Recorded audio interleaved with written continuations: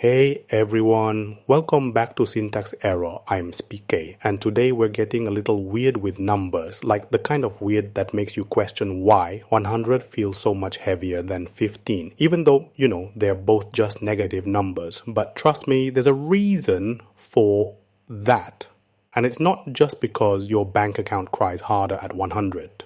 So let's start with a classic, which is the smallest negative number. I always used to mix this up in school, like is 15 smaller than 100? It feels smaller, right? But nope, 100 is way further down the number line. It's like if you owe someone $100, you're in a much deeper hole than if you owe them 15. That's why 100 matters more than 15. It's all about how far you are from zero. And in real life, that distance can mean a lot. I remember this one time in class, we were comparing debts. Don't ask why. It was a weird math exercise. The teacher lined us up and said, all right, who owes the most? And suddenly negative numbers made sense. The kid with 100 was basically the king of debt. And 15 was just like a minor inconvenience. That moment, it just clicked for me. The order of numbers isn't just math, it's how we rank stuff in life too, like who's got the most homework or who's the furthest behind on a project. The order changes everything. And, this idea of order, how we stack things, compare them, decide what's more or less, it's everywhere. Not just in math, but in how we make decisions, set priorities, even how we judge success or failure. Sometimes the difference between 15 and 100 is the difference between a bad day and a disaster. Where was I going with this? Oh, right. Numbers aren't just numbers. They're stories. And the order tells you which story matters most. All right, let's flip the script and talk about odd numbers. There's something about them that just stands out, right? Like 3 times 7. Boom, 21. It's odd, it's a little off kilter, and it's got this energy to it. I mean, you can spot an odd product a mile away, especially if you're used to seeing patterns. Multiplying 2 odd numbers, always odd, but throw in an even, and suddenly everything changes.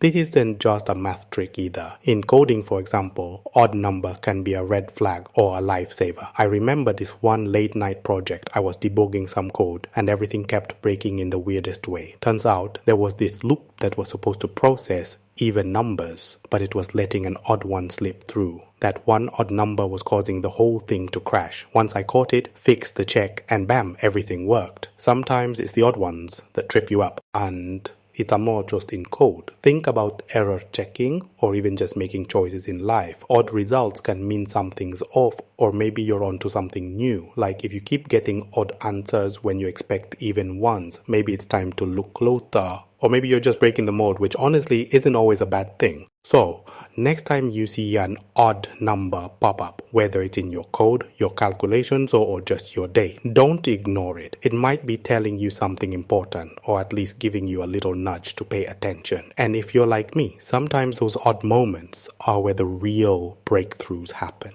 Now, let's get a little creative, literally. You ever mess around with the associative property in math? It's that thing where you can group numbers however you want in multiplication and you still get the same answer, like 4 times 6 times 7 is the same as 4 times 6 times 7.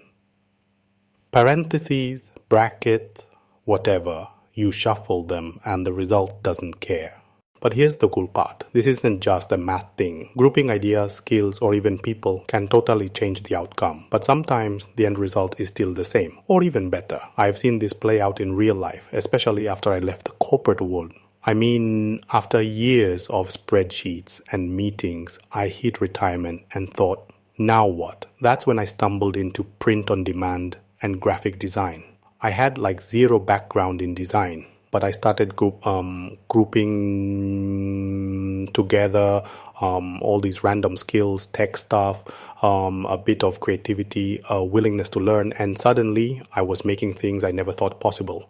It's kind of wild. You take a bunch of things that don't seem to fit, like maybe you're not a pro designer, but you've got stories to tell, or you see the world a little differently. You group those together and you get something new. That's the associative property in action, but for life.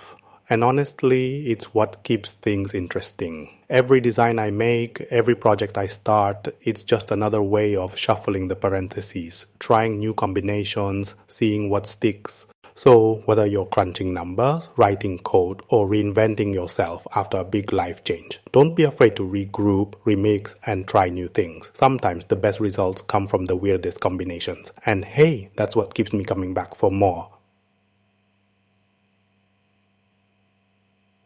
Thanks for hanging out with me on Syntax Error. Next time, we'll dig into even more ways math and creativity collide.